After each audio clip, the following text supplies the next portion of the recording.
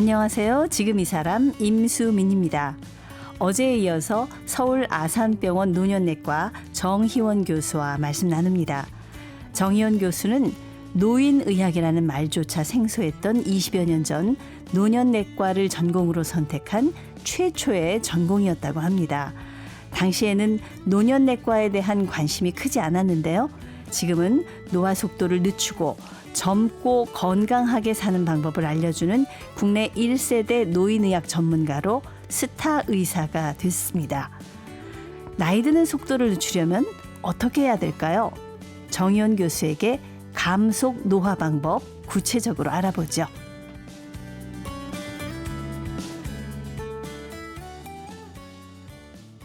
노년의학 전문가 정희원 교수님 나오셨습니다. 안녕하세요. 네, 안녕하세요. 정희원입니다. 네.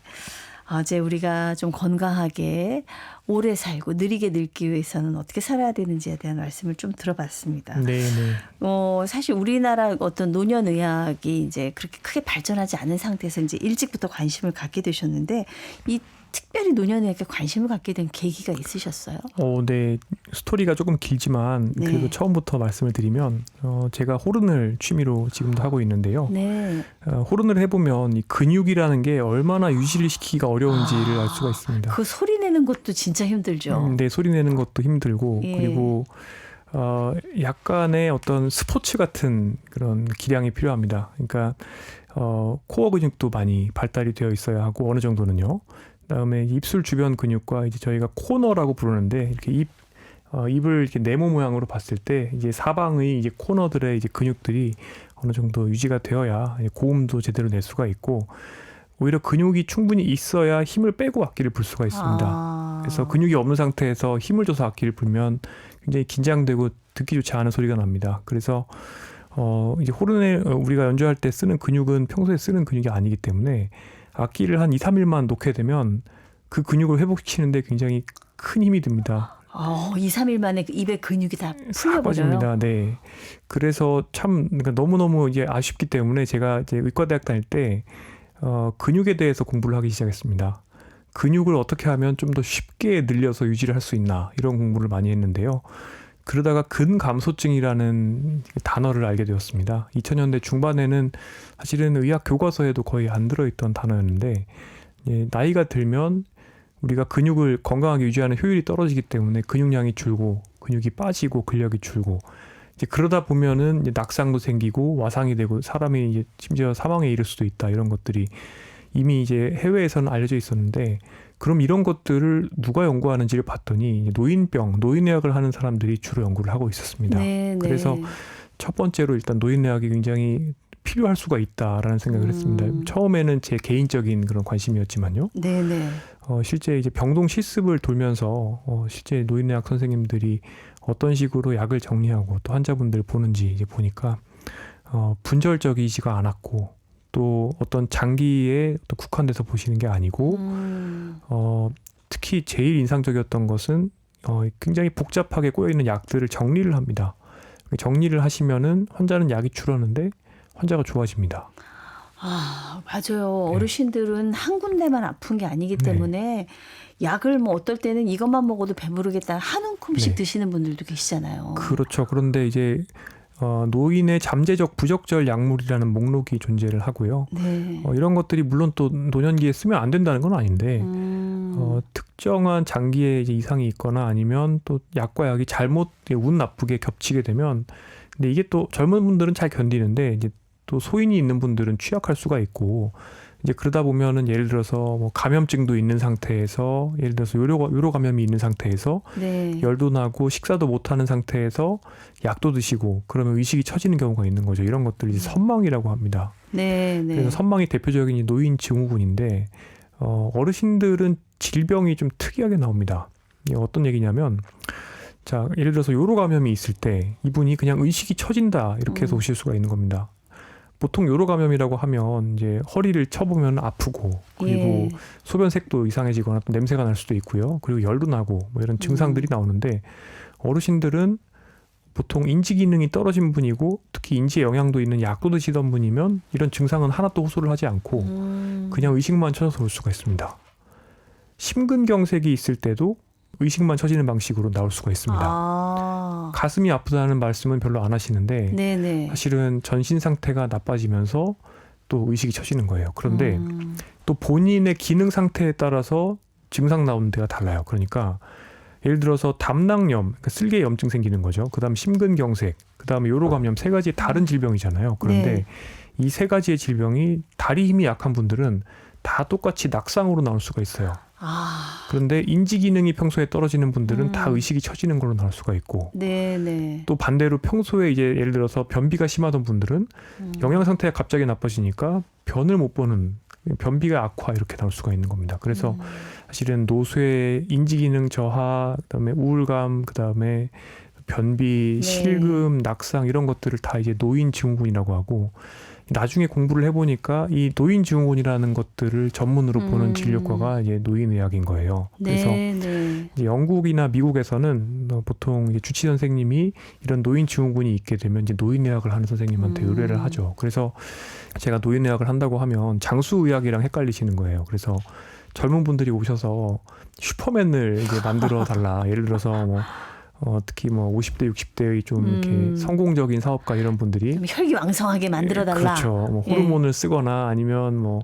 이렇게 항노화 물질을 써서 또는 생활 습관에 뭐 정밀한 상담을 해서 사실은 제가 유튜브에서 말씀드리거나 밖에서 말씀드리는 그런 생활 습관이나 이런 내용들은 어찌 보면은 저희한테 오시면 제가 해드릴 수 있는 게 아니라 저희한테 안 오시게 만드는 즉 저희는 노쇠가 있으셔서 노인 증후군이 있는 분들을 주로 보는 진료과고 네. 근데 저희한테 안 오시는 방법이 결국에 전반적인 생활습관 관리를 통해서 노화를 늦추고 노쇠를 예방하는 거죠. 그래서 그런 것들을 저는 노인의학을 하다 보니까 인구 집단 연구를 하게 되고 어떤 분들이 잘 건강하게 사시는지를 보다 보니 이렇게 말씀을 드리게 되는 겁니다. 그래서 네, 노인 증후군까지 말씀드렸네요. 아, 이제 우리나라에서 이 노년내과 지망한 최초의 전공이시라고요? 저하고 같은 해 전공의를 지망했던 선배님이 계셨고 네. 저는 이제 서울대에서 전공의를 했었고 거의 같은 시기에 또 전공의를 지망하신 또 선배님이 계셨습니다. 아산병원에 계셨는데요. 네, 그래서 네. 그때 그렇게 세 명이 되게 같이 일도 많이 하고 공부도 많이 했습니다. 아유, 굉장히 책임감도 느끼실 것 같고 상징성도 있는데 이 노인의학 연구의 궁극적인 목적은 어디에 있을까요? 어떻게 하면 어르신들이 더 삶의 질이 좋게 만들 것인가. 예를 들어서 우리가 낙상을 예방한다라고 병원에서 얘기를 했을 때 네. 옛날엔 낙상 예방이 그냥 묶어놓는 거였습니다. 묶어놓으면 낙상을 막을 수 있을 거라고 생각을 하는 거죠. 지금도 사실은 네. 그런 경우가 많이 있어요. 그런데 사실 노인의학에서는 이런 것들을 연구를 합니다. 묶어놓으면 사실 의사소통도 더 어려워지고 왜냐하면 환자분이 선망이 더 옵니다. 묶어놓으면. 네. 그러니까 애들이 막 화를 내고 있어요. 애들이 보챌 때 아니면 너무 아파서 울고 있을 때 그럴 때 애들 울지 못하게 입에 테이프로 입을 막고 그리고 묶어놓으면 아동학대잖아요. 얼마나 공포스럽고 예. 그렇겠어요. 네, 어르신들도 그렇게 되거든요. 그래서 선망이 급격하게 악화되고 그러고 나면은 결국에는 레일을 넘어오십니다. 묶어놔도. 그래서 실제로는 묶으면은 낙상 위험이 더 올라가는 것이 알려져 있습니다. 네. 그러니까 지금 이 대목만 이제 들으셔도 아시겠지만 어떤 것이 결국에 선순환을 만들어서 오히려 저희들은 낙상을 예방하거나 선망을 예방하려면 환자분들을 더 빨리 일으켜 세우고 더 빨리 입으로 물을 먹게 하고 음식을 먹게 하고 또 병실을 걷게 만들고 자연스러운 상태로 돌아오시게 만들어서 오히려 그렇게 하면 환자가 움직이니까 부종도 빠지고 또 움직이니까 밤에 잠도 잘 자고 낮에는 또 또렷해지게 되고 그러면 선망도 안 오게 되고 모든 것들이 좋아집니다. 그래서 이런 것들을 이제 다 이제 이해를 하셨으면 노인의학의 목표가 나오게 되죠. 결국에 우리는 사람을 더 오래 살게 만드는 것도 목표가 되지만 더 높은 삶의 질, 그래서 내재 역량이라는 표현을 쓰게 되는데 네. 사람의 전반적인 기능의 총합이죠. 신체 기능, 인지 기능, 사회 기능 모든 기능들을 다 좋은 상태로 유지하기 위한 여러 가지 방안들을 쓰는데 이런 것들이 1대1 매치가 아닌 거예요. 그러니까 어떤 병이 있으면 약을 준다가 아니라 선순환을 만드는 방향으로 시스템을 설계를 하고 그래서 돌봄과 돌봄 예방과 의료를 연계를 한다든지 또는 병원의 디자인을 바꾼다든지 이런 것들을 다 포괄을 하는 거죠. 그래서 삶의 양과 질을 동시에 높이기 위한 그런 방식으로 개인 중심의 치료를 하려고 노력을 하고 있는데 네. 안타깝게도 우리나라에서는 아직까지 제가 이제 서울 아산병원에서 노인의학 진료를 한 지 5년째가 되고 있는데 쉽지 않은 면들이 많이 있습니다. 의료 시스템 자체가 설계되어 있기가 3분 진료를 일단 해야 되고요. 네. 그리고 환자분들이 이제 제 이런 이야기들을 공감하면서 또 오시지만 그래도 원하시는 건 결국에는 그래서 나는 무슨 영양제를 먹어야 되냐 아니면 그래서 처방은 뭐냐 이런 식으로 또 환원이 될 때가 너무 많아요. 그러다 보니까 어찌 보면 의료 시스템 그다음에 의료에 대한 우리나라 분들의 기대 이런 것들이 다 바뀌어야 서구에서 진행하고 있는 또는 선진국에서 진행하고 있는 좀 이상적인 이런 노인의학의 서비스를 우리나라에서도 할 수 있지 않을까 이런 생각들을 하고 있습니다. 네, 네. 노인 증후군이라는 말씀을 하셨었는데 노인 증후군은 어떤 것들이 있나요? 네, 앞서 말씀드렸던 것처럼 선망, 네. 그다음에 욕창, 낙상, 맞아요. 실금, 노년의 네. 변비, 근감소증, 노쇠, 인지기능 저하 이런 것들이 다 이제 노인 증후군이라고 합니다. 이런 노인 증후군 하나하나 이렇게 들어보니까 다 나한테는 안 왔으면 싶은 것들이에요. 네. 이제 그러려면 미리미리 사실 준비를 해나가야 될 텐데 네. 습관이 중요하다는 말씀을 하셨잖아요. 네네. 뭐부터 좀 바로잡고 가면 좋을까요? 제가 봤을 때 이제 장수하시는 분들, 특히 건강 장수하시는 분들의 또 0번째 습관은 긍정적인 삶인 것 같습니다. 긍정적인 자세. 그래서 보통 100세인 마을들 보게 되면 65라는 숫자에 집착을 하지 않고 대개는 65세가 넘어가도 네. 이전에 하던 활동들을 액티브하게 계속 하십니다. 그리고 또 건강 장수하시는 분들 특징이 노년을 적대시하지 않는 경우가 많고 내가 완성할 수 있는 시기, 삶을 완성하고 더 향유할 수 있는 시기로 생각하시는 경우가 많이 있습니다. 그래서 네. 실제 이제 예일대 베카레비 교수의 연구를 보게 되면 2002년에 나왔던 연구인데 노년에 대해서 긍정적으로 생각하는 사람과 부정적으로 피하고 싶어하는 사람 두 그룹으로 나눠서 이분들의 수명을 관찰해 보면 평균 수명이 7.5년이 차이가 납니다. 거의 뭐 담배 반갑 평생 피는 거랑 비슷하거든요. 네. 그래서 일단 제 생각에는 긍정적인 자세를 가지고 그리고 노년을 너무 패배주의적인 관점으로 접근하지 않았으면 좋겠습니다. 노년기에도 액티브하게 일할 수 있는 환경을 만들어주고 물론 이게 뭐 비단 이제 뭐 여러 가지 뭐 노인의 빈곤이나 이런 문제일 수도 있지만요. 이제 이런 것들을 저는 말씀드리려는 게 아니라 계속해서 현역 생활을 유지를 하게 되면 자연스럽게 몸도 쓰고 또 마음도 쓰고 머리도 쓰기 때문에 치매가 예방이 되고 노쇠가 예방이 되죠. 선순환이 되는 겁니다. 이런 것들이 굉장히 중요하다고 네. 볼 수가 있겠고요. 운동도 굉장히 중요하다는 말씀을 계속 강조하셨는데 네. 어르신들이 사실 뭐 딱히 마땅히 어떤 운동을 하기도 그렇고 대부분 걸으시는 분들이 굉장히 많습니다. 네. 근데 이제 걷는 게 운동이 되느냐 여기에 대해 또 부정적인 분들도 계세요. 네. 이게 어느 정도? 걷기는 일단은 하셔야 됩니다. 네. 안 하시면 안 되고 걷지도 않고 계속 누워있으면 하루에 근력이 1%씩 빠지기 때문에 복리로 빠지고요. 심지어. 그렇기 때문에 걷기는 하루에 8,000보 정도는 하시는 게 맞습니다. 그런데 바른 자세로 걸으셔야 되겠고 올바른 자세로 걷지 않고 관절에 스트레스를 주는 자세로 걷게 되면 오히려 관절에 독이 될 수 있기 어르신들 때문에 대부분 자세가 틀어져 있잖아요. 이렇게 목도 앞으로 나오고 허리도 좀 굽고. 그렇습니다. 그리고 예. 특히 중년기에 요즘에 이제 맨발 걷기 하시는 분들도 굉장히 많은데 실제로 이런 황토길에서 걷는 모습을 관찰해 보면 그다지 관절에 좋지 않은 자세로 걷는 분들도 많이 있습니다. 그런데 네. 그러면 또 자세가 왜 안 좋아지느냐? 사실은 이제 걷기만 하셔서 그렇습니다. 걷기는 앉아 있는 것의 한 3배 정도밖에 활동량이 나오지 않습니다. 근데 유산소 운동이라고 하려면 5배에서 9배 이상이 나와줘야 됩니다. 또 두 번째로 유산소 운동 말씀드렸고요. 근력 운동을 해줘야 되는데 근력 운동은 사실은 원래 주 2회 이상 해줘야 되고 전신 근육들을 다 조금씩 자극을 해줄 필요가 있습니다. 그리고 사람이 나이가 들면서 관절이 딱딱해지기 때문에 스트레칭도 해줄 필요가 있고 그리고 또 관절의 협응 그러니까 관절을 이제 율동적으로 굉장히 잘 조화롭게 사용할 수 있기 위한 그런 밸런스 운동이라든지 협응 운동들이 있는데 태극권이나 요가 필라테스 이런 운동들이죠.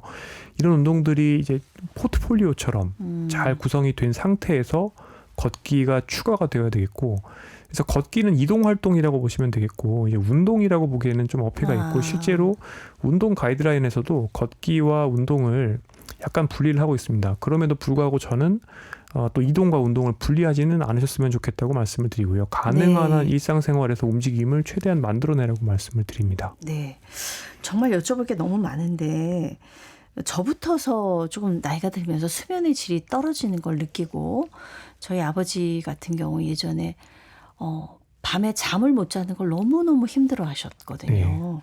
나이가 들수록 이렇게 이제 불면증 때문에 고생하시는 분들 많으시는데 잠이 안 올 때 네. 어떻게 해야 됩니까?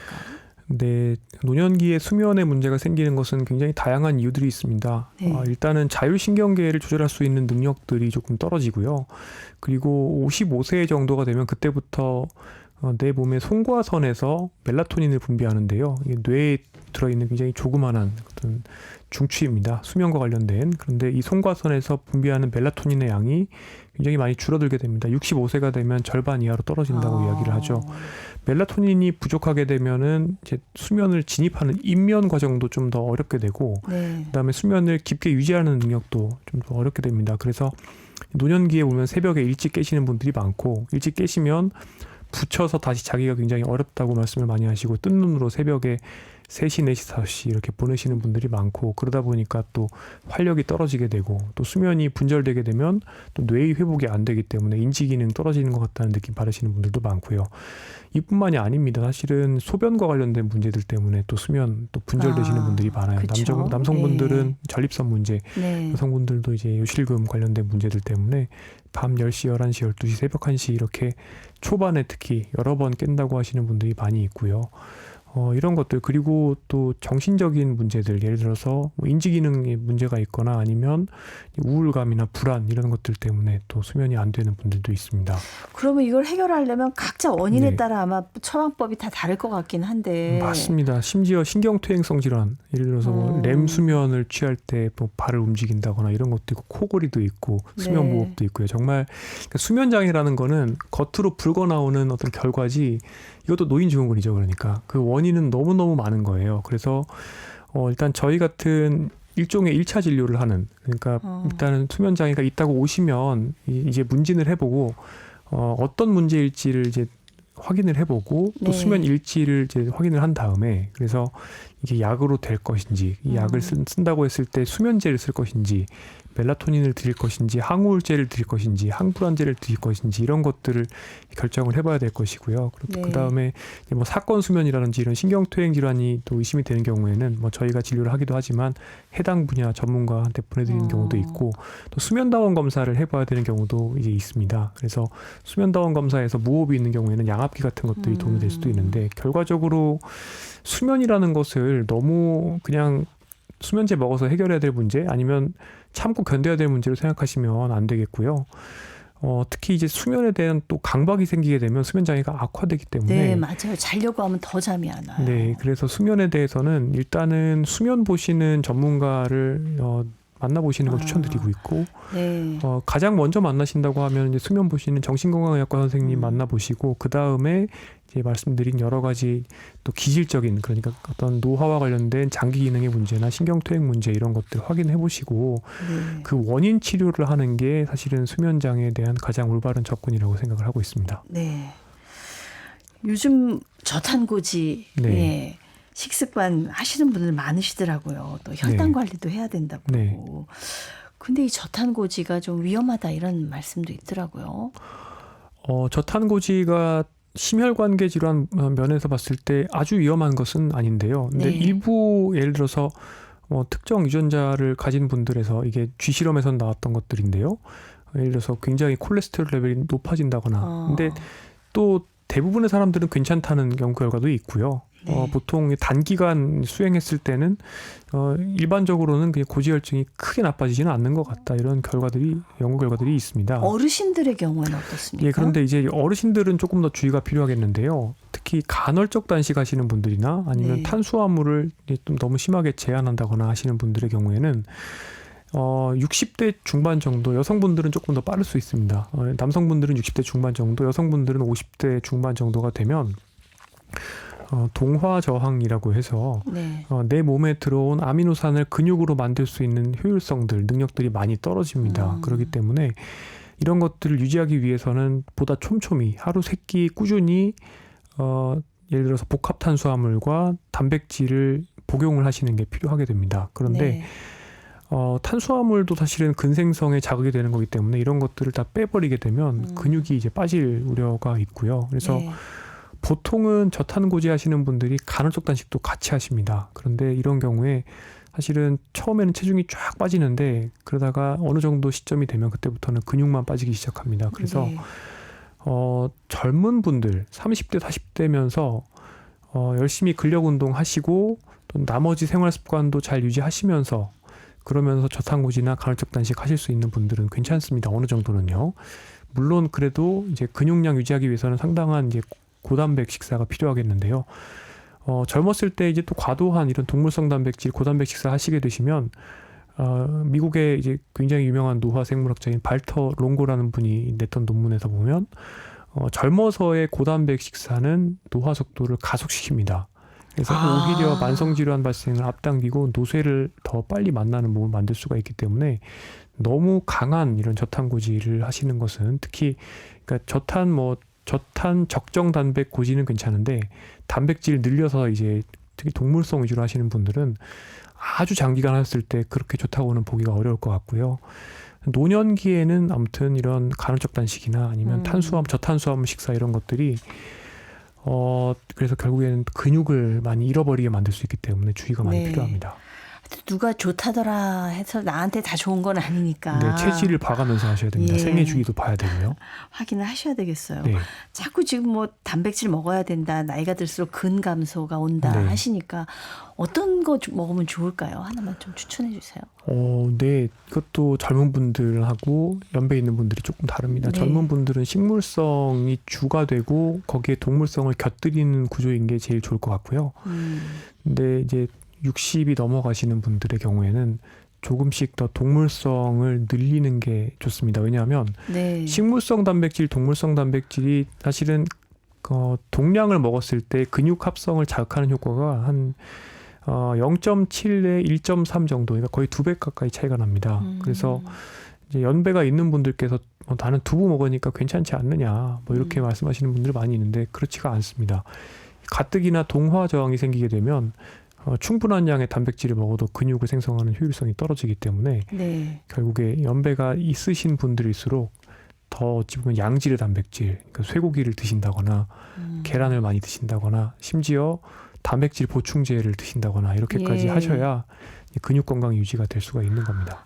우리 보통 거꾸로 했어요. 젊은 사람들은 고기 많이 먹으라고 그러고 그렇죠. 나이 들어서는 소화 안 된다 그러고 네. 그냥 풀 채식 위주로 드시고. 네, 실제로 국민건강영양조사 데이터를 예. 분석해 보면 거꾸로 이렇게 식사 패턴이 나와 있습니다. 젊은 분들은 흰쌀밥 많이 드시고 고기 많이 드시고 어르신들은 잡곡밥 채소 많이 드시고 고기 안 드시는데, 그러니까 이게 참 안타까운 거죠. 젊어서는 이제 욜로를 해서 돈 다 써버리고 그리고 이제 노년기에는 이제 결국에는 경제적으로 사정이 어려워지니까 허리띠를 졸라매는 이런 약간 모습과 비슷합니다. 그래서 네. 실제로 저한테 오시는 분들도 건강검진이나 또 노년기에 어떤 질병이 많아지게 되면 그때부터 이제 건강식이라는 것들을 하시기 시작하는데 그 건강식이라는 게 결국에 뭐 저속노화 식사 같은 것들인 건데 이런 것들을 젊으셔서 하셨으면 정말 좋았을 것들인데 네. 결국에는 뭐 항암 치료 받으시면서 억지로 무리해서 하시거나 이런 것들은 맞지가 않는 거죠. 노쇠가 있는데 한다거나 골다공증이 와버렸는데 한다거나 이건 맞지가 않는 거고, 그래서 생애 주기가 굉장히 이제 중요하다는 것을 이해를 하셔야 되고 이제 그때는 맞고 지금은 틀릴 수가 있는 겁니다. 이런 것들을 고려를 하셔서 하셔야 되겠습니다. 네. 아주 고령이신 분들은 뭐든지 잘 드시면 좋은 것 같아요. 제가 볼 때는. 예, 맞습니다. 실제로 네. 이제 의사 선생님들끼리도 의견 충돌이 있을 때가 있어요. 예. 그래서 어떤 이제 의사 선생님은 이제 저염식을 하셔야 됩니다. 이렇게 해서 교육받고 오세요. 그런데 막 87세 할아버지예요. 그러면 입맛이 없다고 못 드세요. 입맛이 없어서 결국에는 네. 영양실조가 되셔서 걷지도 못하고 체중이 계속 빠지는데 저는 그래서 어떻게 말씀드리냐면 75세가 넘어가면 또 그때부터 다르다고 말씀드립니다. 그러니까 65세부터는 이제 근육량을 늘려야 되니까 단백질 많이 드셔야 되고 네. 75세부터는 단순당도 드셔도 됩니다. 정제 곡물 다 드셔도 되고 가공식품 다 좋고요. 짜게 드시는 것도 일단은 먹는 게 중요하기 때문에 뭐 조미료건 네. 뭐건 간에 일단은 드시는 게 먼저가 되겠다고 생각하시면 되겠고, 일단은 내 몸에 에너지가 들어오고 단백질이 들어오고 그 다음에 미량 영양소가 들어와야 되는데 뭐 예를 들어서 부종을 예방하기 위해서 그러면 저염식을 한다 그러다가 사람을 잡는 거죠. 그래서 네. 차라리 저희 같은 경우는 당뇨약을 더 쓰거나 아니면 심장약을 더 써도 조금 더 써도 그 삶의 질을 유지하는 게 더 낫다라고 생각을 합니다. 네, 우선순위를 생각을 해 보셔야 된다는 네. 얘기입니다. 아, 지금 이제 근육에 대한 얘기 계속 했어요. 참 이런 비유가 어떨지 모르겠는데 근육 1kg이 네. 이게 경제적으로 환산하면 얼마나 계산이 나온 게 있다면서요? 아, 네. 제가 예전에 그 당신도 느리게 나질 수 있습니다라는 책에서 뭐 네. 당시 물가로 네.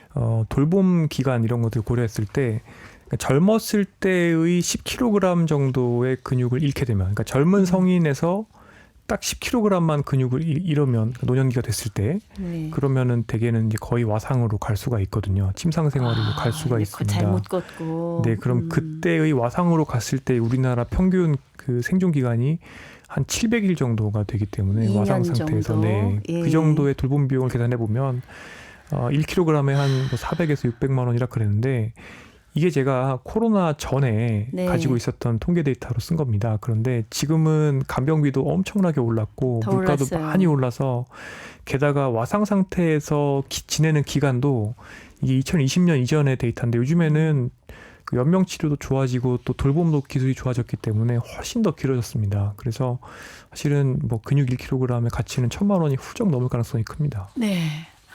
근육 1kg 1,000만 원이라고 생각하면 내가 운동해서 근육 1kg 만들면 네. 1,000만 원 버는 거예요. 그리고 제가 또 다른 네. 식으로도 말씀을 드리는데 24시간 간병을 써야 되는 상황이 되면 네. 지금 현재 은행 이자를 가지고 그 이자에다가 세금도 내고 이렇게 해서 24시간 간병을 계속 유지를 하려면 그리고 원금을 안 까먹는다는 가정하에요. 네. 그러면 한 지금 이제 이자로 봤을 때는 한 25억에서 26억 정도가 있어야 네. 실은 24시간 간병을 원금 손실 없이 유지를 할 수가 있기 때문에 그래서 이제 결국에 우리 신체 건강, 그다음에 인지 건강, 정서 건강 이런 것들 잘 유지해서 네. 노년기에 결국에 돌봄의 필요성을 없게 유지하는 게 정말 20억 원 이상의 가치가 있다라고도 말씀을 드립니다. 아, 노후 대비 사실 경제적인 문제 때문에 고민하시는 분들 많은데 네. 더 중요한 게 여기 있었네요. 네, 그래서 네, 네. 예, 어느 정도는 내가 자립해서 이제 일상생활 할 수 있게 되면 삶의 질을 즐길 수 있을 뿐만 아니라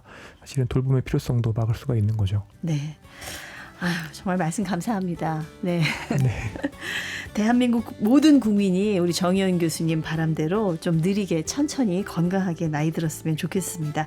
서울 아산병원 노년내과의 정희원 교수였습니다.